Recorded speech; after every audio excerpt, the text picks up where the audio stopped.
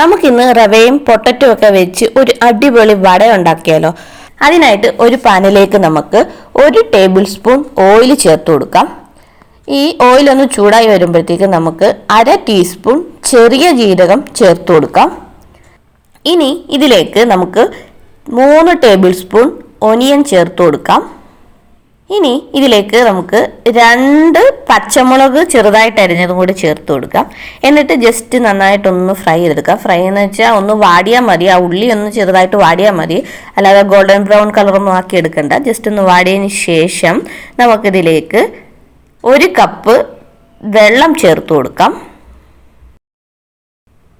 അതിലേക്ക് 1/2 ടീസ്പൂൺ ഉപ്പ്, 1/2 ടീസ്പൂൺ മുളക് പൊടി, 1/2 ടീസ്പൂൺ മല്ലിപ്പൊടി, ഇതെല്ലാം കൂടെ ചേർത്ത് നമുക്ക് ഇതൊന്ന് ബോയിൽ ചെയ്തെടുക്കേണ്ടതാണ്. നമ്മുടെ വെള്ളം ഒന്ന് തിളച്ച് വരേണ്ടതാണ്. അപ്പോൾ വെള്ളം തിളച്ച് വരുന്നവരെ നമുക്കൊന്ന് വെയിറ്റ് ചെയ്യാം. ഓക്കെ, അങ്ങനെ നമ്മുടെ വെള്ളം തിളച്ച് വന്നിട്ടുണ്ട്. ഇനി ഇതിലേക്ക് നമുക്ക് 1/2 കപ്പ് റവ ചേർത്ത് കൊടുക്കാം. എന്നിട്ട് ഈ റവ ഒന്ന് വേവിച്ചെടുക്കേണ്ടതാണ്. അപ്പം ആ വെള്ളത്തിൽ കിടന്ന ഈ റവ ഒന്ന് വെന്ത് വരേണ്ടതാണ്. അപ്പം ഇത് നമുക്കൊന്ന് വേവിച്ചെടുക്കാം.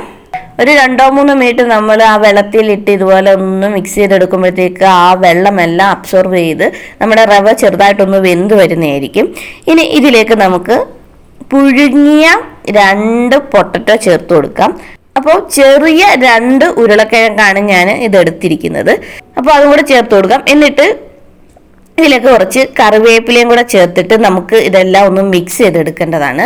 അപ്പം റവയും ഈ ഉരുളക്കിഴങ്ങും എല്ലാം ഒന്ന് മിക്സായി വരേണ്ടതാണ്. അപ്പോൾ അത്തരത്തിൽ നന്നായിട്ടൊന്ന് മിക്സ് ചെയ്തെടുക്കാം.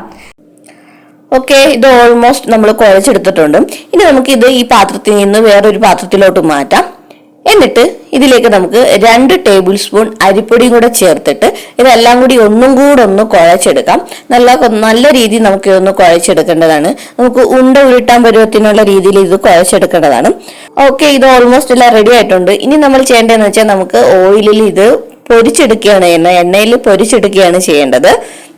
അപ്പോൾ ഏത് ഷേപ്പിൽ വേണമെങ്കിലും നമുക്കിത് ചെയ്തെടുക്കാവുന്നതാണ്. ഞാൻ വടയുടെയൊക്കെ പരിപ്പുവടയുടെയൊക്കെ ഷേപ്പ് ഇതുപോലെ റെഡിയാക്കി എടുത്തിട്ടുണ്ട്. ഈ ഒരു ഷേപ്പിലാണ് ഞാൻ ഇത് തയ്യാറാക്കാൻ പോകുന്നത്. ഈ ഒരു ഷേപ്പ് ഞാൻ റെഡിയാക്കി. ഇനി നമ്മൾ ചെയ്യേണ്ടതെന്ന് വെച്ചാൽ തിളച്ചെണ്ണയിലോട്ട് ഓരോന്നിട്ട് കൊടുത്ത് നമുക്ക് നമ്മുടെ റവ വട ഒന്ന് ഫ്രൈ ചെയ്തെടുക്കാവുന്നതാണ്. ഓക്കെ, അപ്പം എണ്ണ ചൂടായതിന് ശേഷം നമുക്ക് ഓരോന്ന് ഇതുപോലെ ഇട്ട് ഇത് തിരിച്ചും മറിച്ചും ഒക്കെ ഇട്ട് നമുക്കൊന്ന് ഫ്രൈ ചെയ്തെടുക്കേണ്ടതാണ്.